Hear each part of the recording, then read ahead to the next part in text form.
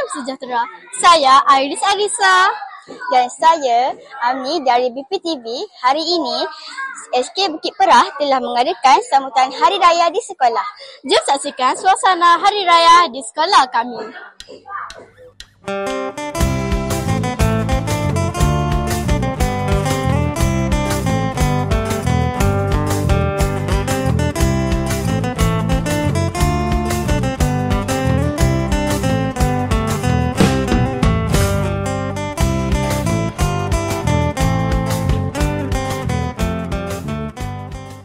Assalamualaikum cikgu.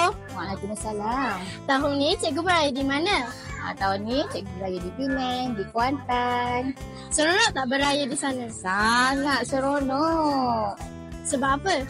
Sebab dapat jumpa keluarga, jumpa saudara mara, ziarah, masak sama-sama.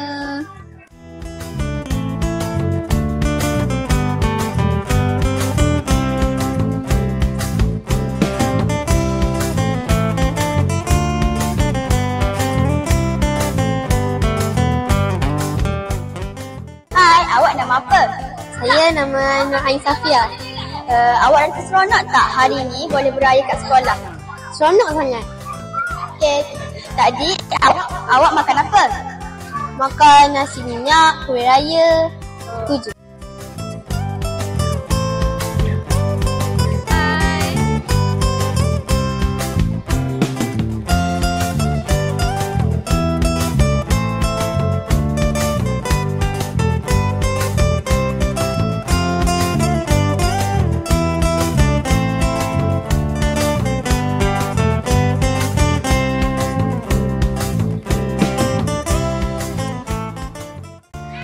Jom kita tanya kuih kegemaran warga SK Bukit Perah pula.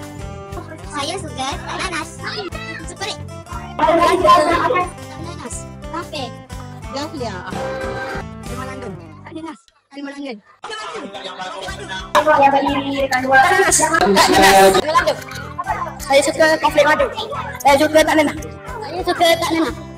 Konflik madu. Tak nanas. Tak nanas. Sampai. Tak nanas.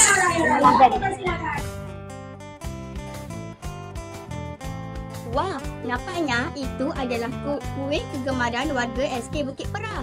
Alamak, dengan nama kuih raya ni rasa lapar dah pula. Saya pun sama. Nampaknya sampai di sini sahaja video kita kali ini. Sebelum itu, kami ingin mengucapkan Selamat Hari Raya Aidilfitri. Maaf zahir dan batin. Bye.